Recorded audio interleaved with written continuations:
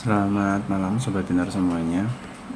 Ketemu lagi bersama saya Dani Sanjaya Arvensi ya, SPS MPS psikolog.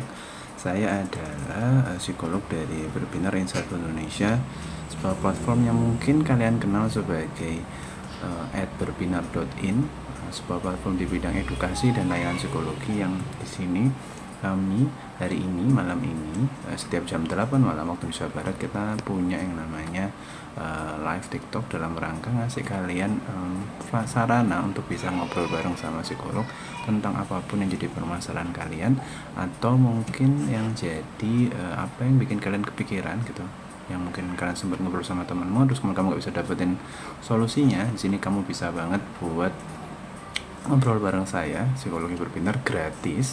Karena mungkin kalau kalian lihat di website Berbinar atau di sosmednya Berbinar, untuk ngobrol sama psikolog, untuk jalanin konselingnya itu mungkin ada harga tertentu yang mungkin akan kalian harus bayarkan. Tapi di sini mumpung gratis, kalian bisa nanya apapun itu gitu, yang mungkin kalian bisa bahas bareng di sini, bukan buat ngejulit atau ngebahas permasalahan ini tentang orang lain, kita bahas segala macam. Tentu saya akan mempersilahkan kalian untuk tidak perlu menyebutkan nama atau tidak perlu menyebutkan nama orang yang kalian mau bahas di sini, supaya juga kita bisa jaga kerahasiaannya. Di sini kita tujuannya adalah untuk menginspirasi orang lain yang punya problem sama seperti kita untuk bisa dapetin solusinya, supaya dapat inspirasi gimana caranya nyelesain permasalahannya dengan kita ngobrol bareng di sini gitu. Dan sedikit tentang Berbinar, saya mau ceritakan kalau Berbinar ini adalah, seperti saya bilang tadi, adalah platform di bidang edukasi dan layanan psikologi. Kalian bisa cek berbagai layanannya dan edukasinya seperti apa saja, apakah serba psikologi aja atau jangan-jangan tentang hal yang lain juga. Bisa kalian cek di website Berbinar di berbinar.in, diketik aja di browser kalian. Lalu juga ada di sosmed Berbinar, di Instagram maupun TikToknya Berbinar. Kalian bisa tanya-tanya di sana, ada adminnya Berbinar, bisa langsung ke bio-nya. Di sana ada link tree juga, kalian bisa cek di sana. Dan tentunya beberapa di antaranya kita ngasih yang namanya sebuah produk yang namanya Berbinar Plus, dimana kalian bisa belajar berbagai hal terkait skill untuk dunia kerja, tentang graphic designer, tentang product management, tentang human resource, tentang tentang social media specialist, dan juga ada beberapa nantinya kita akan launching digital tentang data analis. Nah, di sana juga kalian bisa dapetin informasinya lewat sana. Gimana caranya dapetinnya, berapa bayarnya, ketemu sama narasumbernya siapa aja, bisa diajak di sana. Dan karena salah satu unggulannya adalah di layanan psikologi, kami juga punya produk konseling atau konsultasi sama psikolog, dan juga ada produk variannya yang konsultasi bersama peer counselor. Nah, supaya kalian yang pingin ngobrol sama yang seusia kalian bisa juga terfasilitasi lewat peer counselor dengan harga yang lebih murah daripada ngobrol sama psikolog.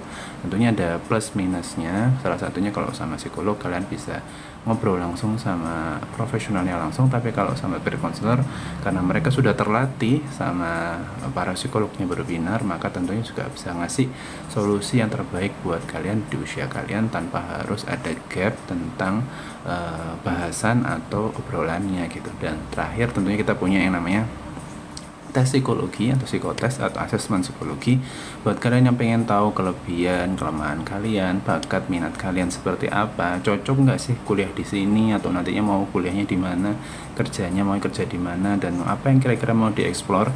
Terus kemudian kalian mau bahas itu ke psikolog juga bisa banget. Jadi di sini semua lengkap, kalian bisa cek aja langsung di Berbinar Insight Indonesia.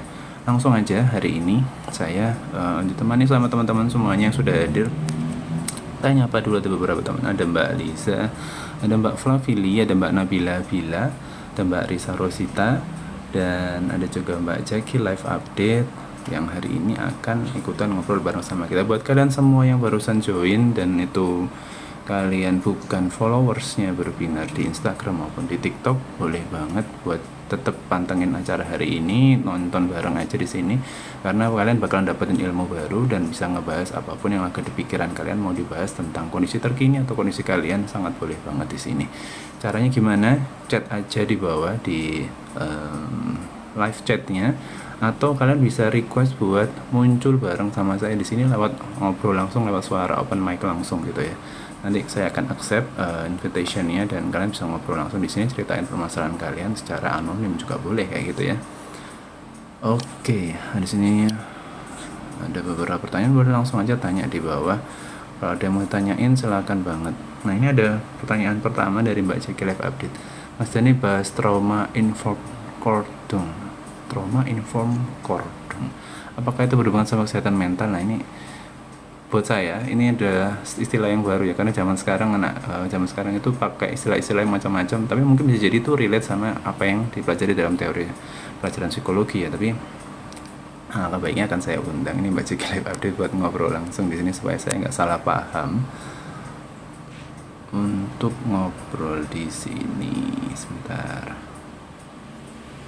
Oke, saya sudah invite. Silakan kalau ada yang mau ditanyakan. Masuk gak ya? Mbak Jeki Live Update sama Mbak Liza. Nah, mari sekarang saya tunggu kehadirannya gitu ya, buat ngobrol bareng sama saya di live TikToknya Berbinar.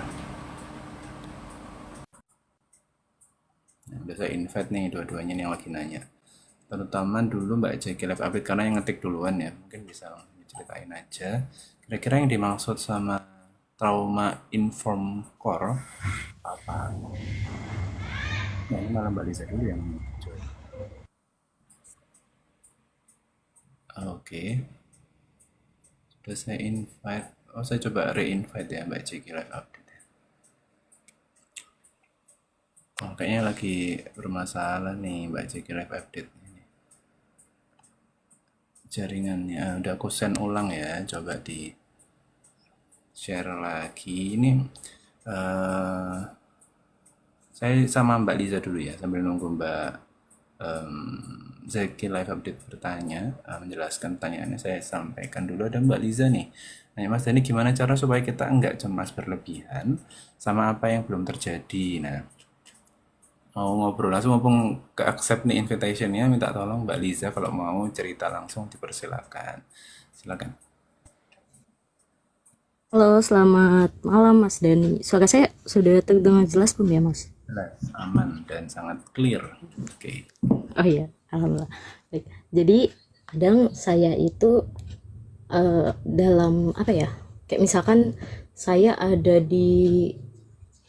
lagi ada di satu masalah nih, yang sebenarnya itu tuh masalah sepele, tapi saya tuh kadang mikirin itu tuh terlalu berlebihan gitu. Kayak misalkan eh, sepelenya tuh kayak saya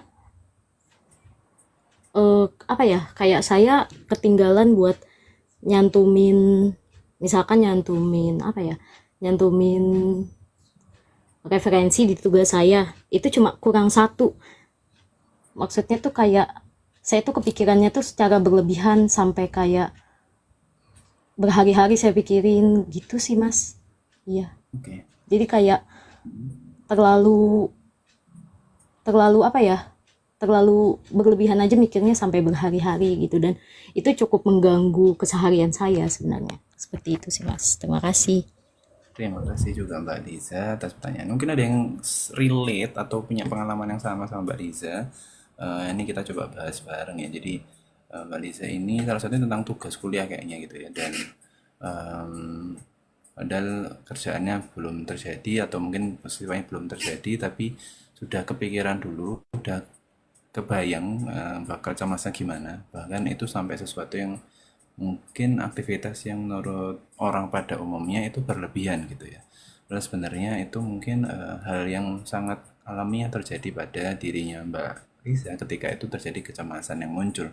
Nah, eh, kebanyakan dari kita sebenarnya seperti itu gitu ya, bahwa kalau kita berhadapan pada sesuatu yang itu belum terjadi karena objeknya itu belum jelas, karena apa yang kita hadapi itu belum kelihatan banget, belum kelihatan pasti kira-kira itu bentuknya, kemudian apa namanya, gambarannya, kemudian bakal gimana dampaknya ke kita, itu seperti bakal membuat kita jadi kebayang bakal ngelakuin apa yang nggak jelas gitu kan.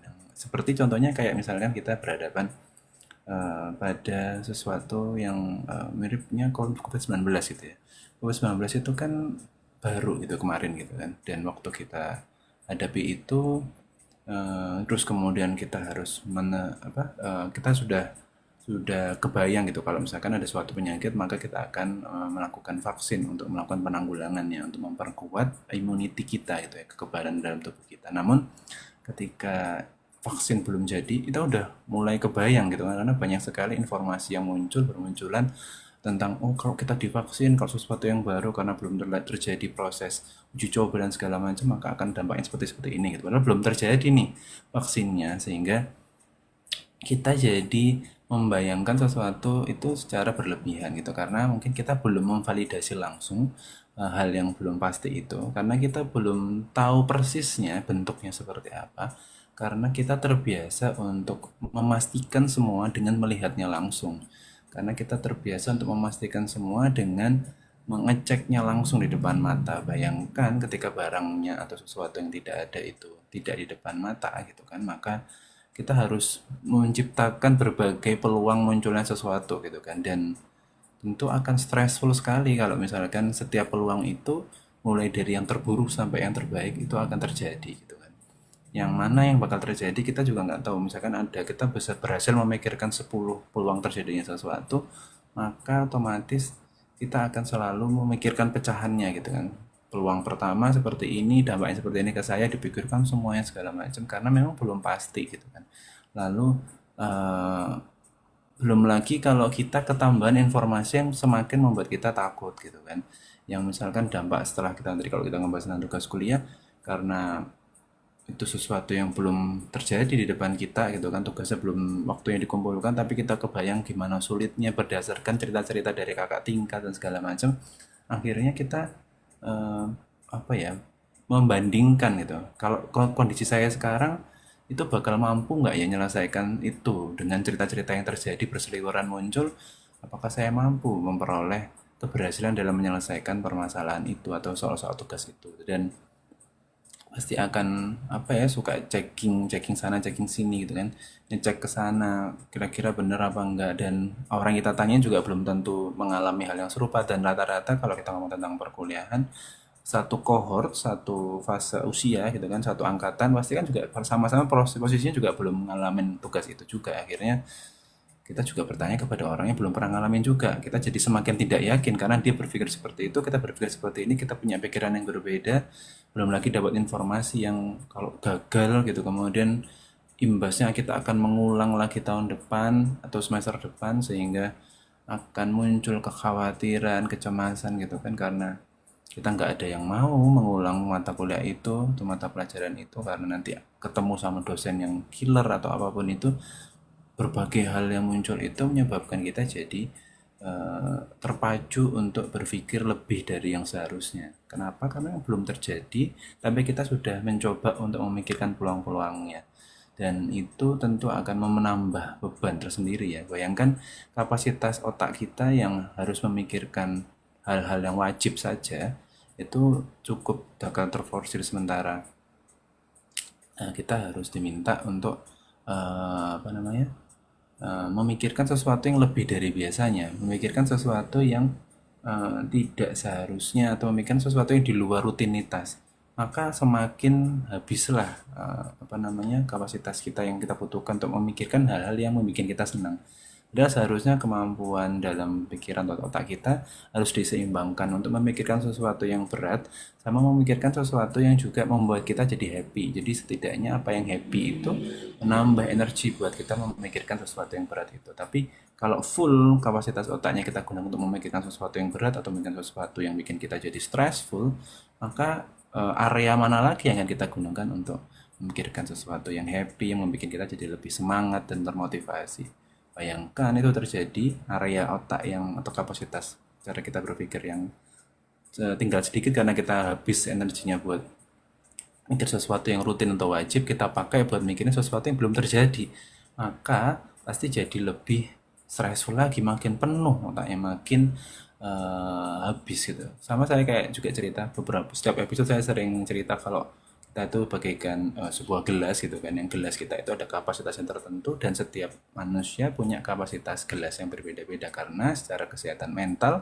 secara psikologis, Kita juga berasal dari keluarga yang berbeda-beda, pola asuh yang berbeda, ketemu teman yang berbeda, sekolah yang berbeda, dan pilihan-pilihan hidup yang berbeda menyebabkan kita membentuk gelas yang berbeda-beda. Dan sayangnya gelas ini adalah gelas yang kasat mata gitu kan. Yang tidak kasat mata, sorry, yang tidak bisa dilihat karena psikologis gitu ya. Pasti kita nggak tahu kapan akan penuh, kapan akan perlu kita buang isinya, karena kalau sudah penuh maka tidak bisa diisi dengan benda yang lain, karena kalau sudah diisi benda yang lain maka akan tumpah isi yang sudah terlanjur di dalam, dan kalau tumpah akibatnya akan membuat lingkungan sekitar gelasnya itu menjadi basah atau bahkan sampai ke area konsleting, rusak dan segala macam gitu kan. Dan itu membuat sebuah bahaya yang lebih besar. Sama seperti ini tadi juga, kapasitas gelas kita juga terbatas gitu kan, tapi kita mengisi dengan sesuatu yang membuat kita jadi penuh gitu gelasnya, dan ketika sudah penuh maka kontrol atas isi dari gelas itu juga nggak bisa optimal, dan kita akan membuat situasi jadi lebih runyam karena lingkungan sekitar kita juga kena imbasnya, kena marah, kena juteknya kita, kena apa ya, kita jadi bad mood segala macam, kita nangis mereka jadi ikutan bingung segala macam. Nah itu yang akan terjadi kalau kita tidak segera apa ya, mengontrol, mengelola pikiran-pikiran ini. Tidak harusnya dipikirkan. Jadi apa ya, bagilah dengan bijak gitu ya. Kapan kita harus mikirin itu, maka kita juga harus punya stopnya gitu kan. Kalau sudah waktunya stop ya sudah gitu kan. Kalau sudah waktunya buat memikirkan yang hal lain, maka kita harus fokus dengan hal yang lain. Mungkin salah satunya dengan menciptakan jadwal atau scheduling gitu, bahwa kalau sudah menschedulekan sesuatu di jam itu untuk kegiatan itu, maka kita harus komitmen untuk menyelesaikan itu, fokus semua pikiran ke arah situ. Jadi ketika ada pikiran yang lain yang muncul, maka kita harus apa ya, letakkan di tempat yang lain yang belum terjadwal gitu kan. Jadi fokusnya bisa penuh di sana, energinya gitu sih. Mbak Liza, Eh, kira-kira cukup terjawab atau mau kita diskusi lagi? Mbak Liza sangat diperbolehkan buat kita ngobrol-ngobrol lagi. Eh, jadi kalau misalkan kita berpikir terlalu berlebihan juga apa ya, jadinya nggak baik juga ya buat diri kitanya gitu Betul, ya karena mas kita ya. punya batas gitu ya. Nah, batas kita kalau kita lewatin, maka akan bikin kita jadi over limit. Sementara kita batasnya cuma segitu mampunya. Nah, situasi ketika kita over dari limitnya itu tadi, itu sangat, peluangnya sangat banyak sekali. Bisa yang kita tetap bisa standby buat ngerjain sesuatu yang harian gitu kan. Misalkan kita sudah melewati batas, kita masih bisa ke kampus segala macam, meskipun kita dalam posisi bad mood gitu tetap bisa ke kampus. Ada juga orang yang sudah melewati batas malah jadi benar-benar yang mengurung diri di kamar, yang udah nggak mau ngapa-ngapain, atau bahkan ada yang lebih parah lagi, kalau sudah melewati batas beberapa orang tertentu malah jadi depresi berat gitu kan, yang sampai merusak sesuatu, membanting segala macam, menyakiti orang lain bahkan kayak gitu. Itu sih, jadi memang kita harus mengelola kapasitas kita berpikir gitu ya. Kalau memang sudah terasa capek, berat, dan memang kan karena kita sendiri yang tahu kapan iya dan kapan tidaknya. Karena memang nggak semua orang bisa belajar untuk mengontrol itu ya. Nggak semua orang punya waktu buat tahu tentang dirinya. Kira-kira dia itu sudah batas waktunya buat berhenti untuk berpikir itu dan dipikirkan lain lagi di lain waktu, atau memang diterusin gitu kan. Kadang orang-orang itu kan selesaiin semuanya sampai beres, ambis gitu kan. Padahal sebenarnya nggak semuanya harus diselesaikan saat itu juga, bisa diselesaikan di lain waktu karena kita perlu fokus sama pekerjaan yang saat itu juga gitu. Gitu Mbak Liza. Oh ya, baik Mas Dani, terima kasih banyak ya. Sama-sama. Oke, kita coba ke Mbak Jeki live update lagi nih, karena dia yang pertanyaan pertama nih. Nah, tadi saya coba invite, nggak bisa masuk sepertinya. Coba aku invite ulang Mbak Jeki live update. Oke, bisa nih. Oke, bisa nih. Jadi gimana nih maksudnya trauma informed core? Itu kayaknya istilah baru nih dalam anak-anak kekinian gitu ya. Hilang lagi nih Mbak Jeki live update nih. Oke. Halo, halo, halo, halo. Silakan silakan. Ya apa?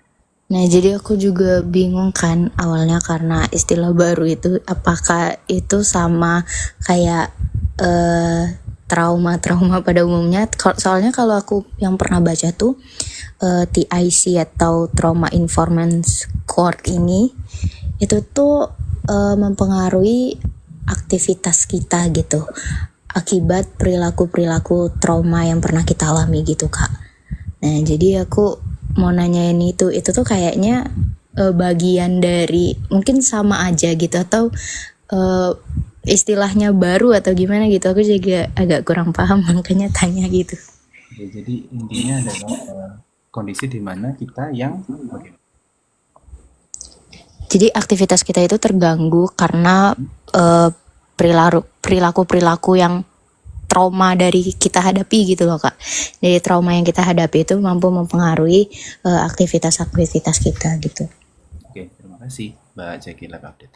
Jadi kalau ngelihat dari ceritanya tadi gitu kan, terus sempat aku sambil baca-baca ini ya di beberapa literatur gitu ya. Memang intinya adalah ke kondisi ini tuh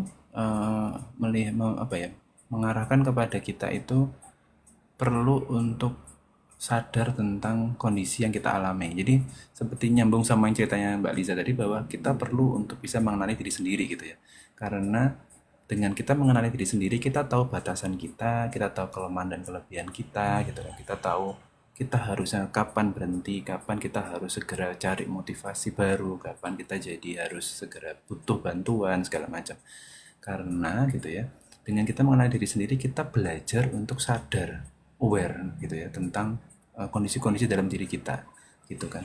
Lalu termasuk di dalamnya adalah ketika kita sudah tahu kondisi dalam diri kita gitu kan, maka kita jadi paham kapan trauma itu yang belum selesai yang terjadi di masa lalu itu akan bisa kita kendalikan sedemikian rupa agar tidak terlalu memberikan pengaruh kepada kondisi kita saat ini. Tapi itu sebuah proses ya teman-teman semuanya. Karena trauma itu sesuatu yang tidak bisa langsung selesai secara instan. Apalagi kalau kita hanya berusaha untuk memendamnya, tidak menyelesaikannya. Banyak di antara kita merasa sudah selesai traumanya karena kita sekedar memendamnya saja. Situasi terpendam itu suatu ketika juga akan muncul sedemikian rupa ke permukaan jika ada pemicunya. Yang itu akan membuat kita jadi tertrauma lagi, retrauma gitu ya. Kita akan terkondisikan untuk mengalami trauma itu lagi gitu kan. Kita jadi teringat dalam kondisi itu kira-kira seperti apa dan kita jadi kebayang bahwa itu akan terjadi seperti dulu dan saat